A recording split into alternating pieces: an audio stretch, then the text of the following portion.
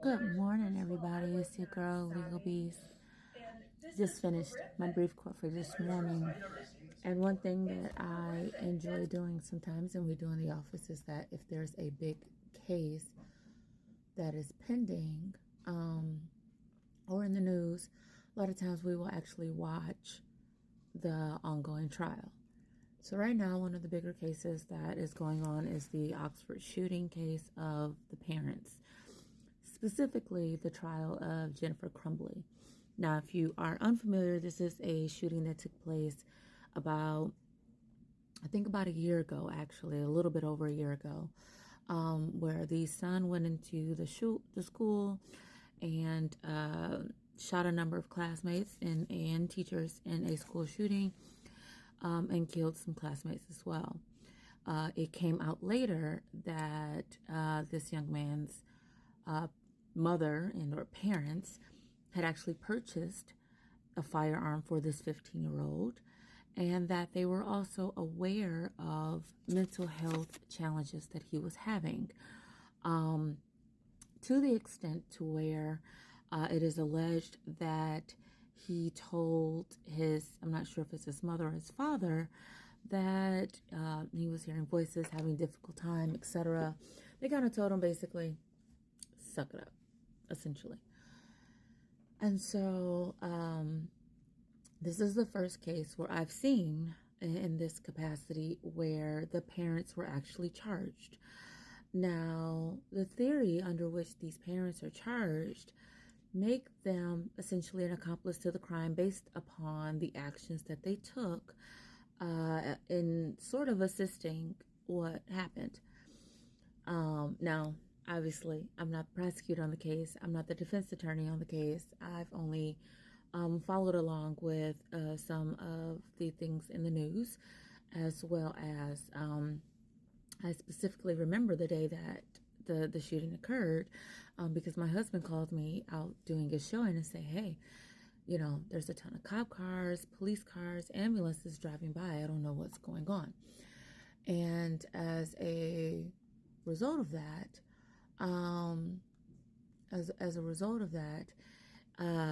I did, a brief look and saw that a shooting had occurred and what had happened. In this particular case, the parents were charged, as well as the young man, based upon the representations and evidence that had been located regarding who purchased the firearm for the young man, the fact that there was notice and knowledge of mental health issues and concerns, and their essential failure or neglectfulness as parents in essentially aiding in this crime by not doing what most people would presume a parent to do.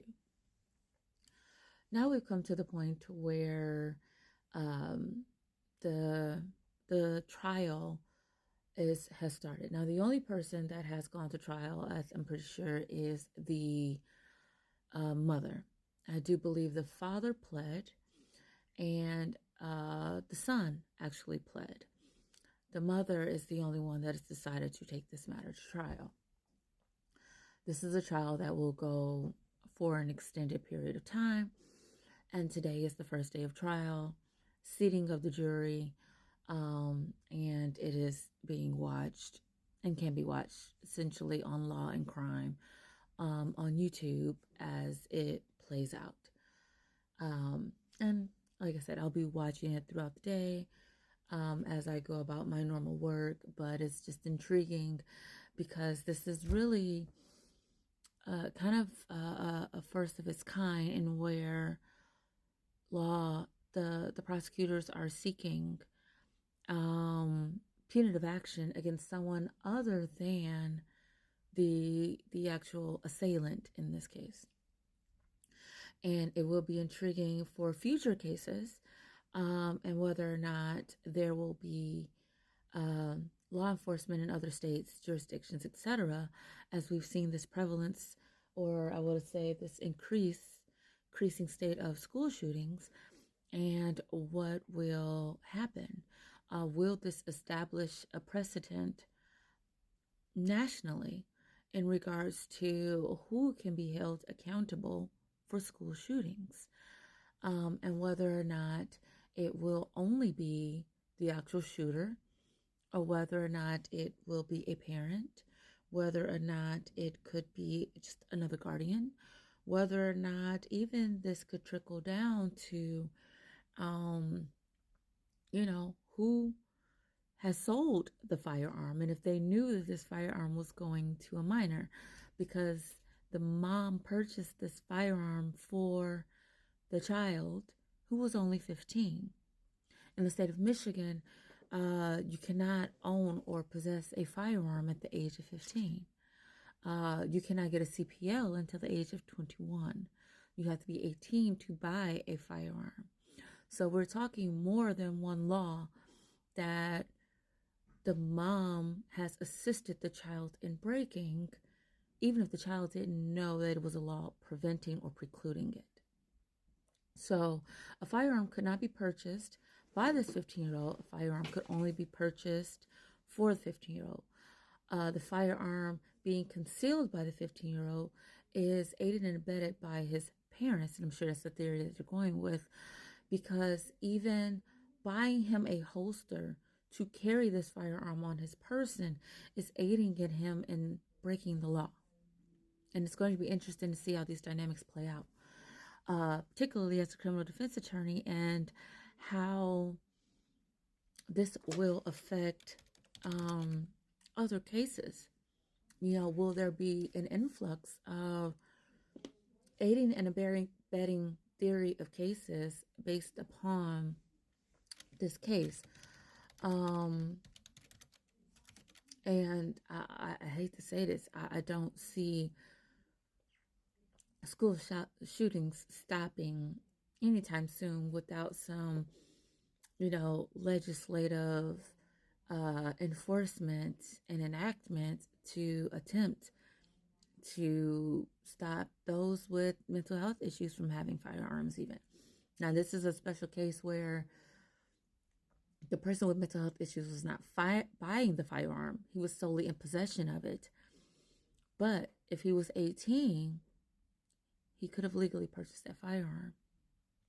And if he was still in school, it still could have happened because of his mental health issues that were not technically documented in, a mental health setting, but are documented in these other ways through text messages, through issues at the school, things like that. Excuse me. Oh my goodness, hiccup. And things like that. So they were documented. But we have to be careful in this balance of being a police state and trying to police every little action, and you can't preclude or stop every little action from what can you reasonably prevent. And I think that's one of the important things in this case, is that even outside of legislation, could this have reasonably been prevented even by action of the parents? And I'm sure the state is arguing that it could have. And I think even as a parent, I'm a parent.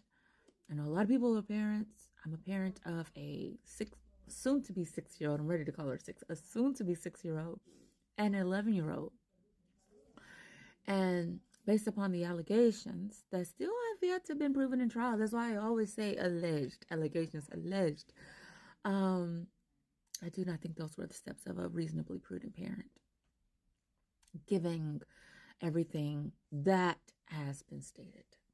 So I've got my eye on it, and I'll update you on what my thoughts are about it as it goes along, because it really is a very interesting dynamic that is playing out. That being said, I hope everyone has a great day. I'll probably pop back in later. And I wish you guys a good one. Stay warm.